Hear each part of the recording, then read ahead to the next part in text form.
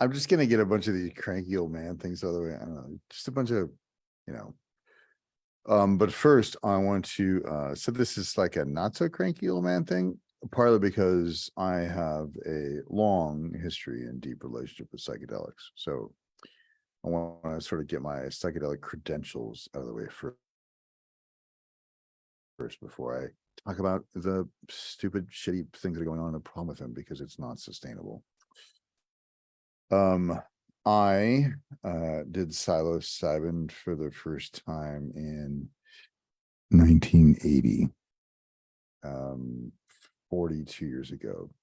I did acid for the first time when I was 12, which would be 1982.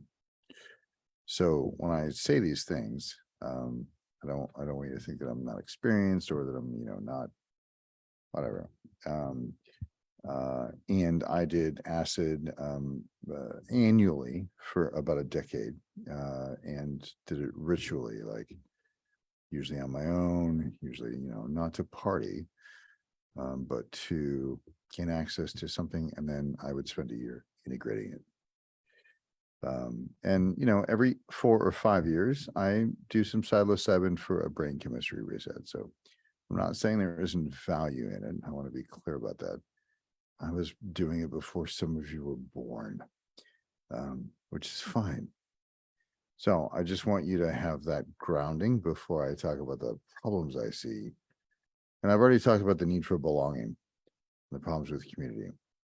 And what I see in the decriminalization of these substances, which I have been for at least 30 years. Like, nobody should be going to jail for doing a drug. I don't care what the drug is. Like, we shouldn't be treating it like a criminal, like a crime. But with the advent and the explosion of psychedelic communities, I'm seeing a problem in that people are doing it way too often without enough integration and without a guide. And some of them are just like, hey, let me microdose daily. I'm like, or not. All right, cool. So you're building a new dependency when you could be rewiring your brain chemistry in a way that's sustainable, where you no longer need the psychedelics. Again, nothing wrong with psychedelics. I mean, unless you're doing ayahuasca way too often, and then there's so much static in your nervous system. And I've noticed this with clients. They come back from a journey. An actual travel trip. Yes. I was like, journey trip. I mean, they travel to a location. They do a bunch of ayahuasca in a sacred environment, but they do way too much of it. And then it takes us at least 3 months to get them back to an emotional baseline so we can actually tell what their reactions are, what their baseline is. And it's actually very damaging to their nervous system. The other thing is that people they're like, well, you could just microdose daily. You're not really high. But I'm like, yeah, but then you're building a dependency when you could just rewire those neural pathways with several NLP processes, or go ahead and do psilocybin or LSD once a year, and then use that for a period of time. Again, only doing it once a year. And the people I trust, they're like, yeah, you should never do it more than once every 3 months, period. And these are people who do this for a living, by the way. So like they make their living off psychedelic integration. The community around it, where everybody's just getting high all the time and calling it transformation, it's fucking not. It's just a healthier addiction. So please stop. If you're going to say that you're using psychedelics to be more mindful, should be like once or twice a year. And then do the actual work to integrate the things that you saw, to embody them, to bring them from here down into here. And you shouldn't do it until you've stabilized yourself again, in terms of like, all right, now I'm embodying these new insights. Otherwise, you've just joined a really new, the latest cool cult or larger community. And cool, you're a football fan, or you're part of the Mormon church, you're part of the new psychedelic community. Awesome. Good for you. But it's still a way to avoid, like, I've seen way too many people use it for emotional and spiritual bypass. As a great example, a good friend of mine who shall actually remain nameless had a lover who, him and his wife had in their home for a year or two, and she microdosed every day.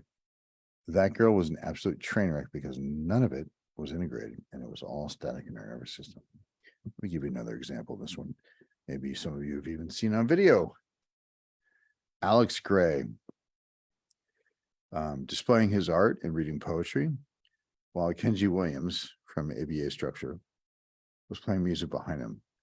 And if you can't see the acid coming off of Alex Gray, just waxy skin, super fucked up and distorted psychology, all displayed by his darker and more distorted and twisted art.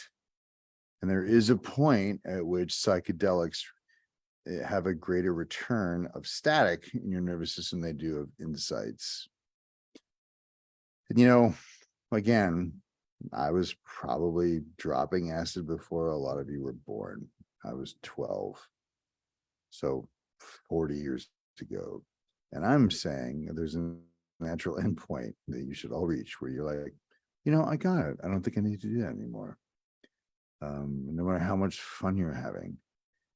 So please don't fool yourself by saying you're due for some insight. If you're doing it more than once or twice a year, if you are, you're full of shit. Or you're deluding yourself, or you're doing it to get high, or you're just how do they say it? Licking the shadows in the cave and calling it, and I forget what Ken Wilber said something really funny about Plato and licking the shadows in the cave and calling it light. I don't remember. Anyway, it's not. Gain the insights, see the things you need to evolve, then come back and do the work, and apply multiple modalities: somatic work, neurolinguistic programming, Gestalt therapy, whatever you need to do. But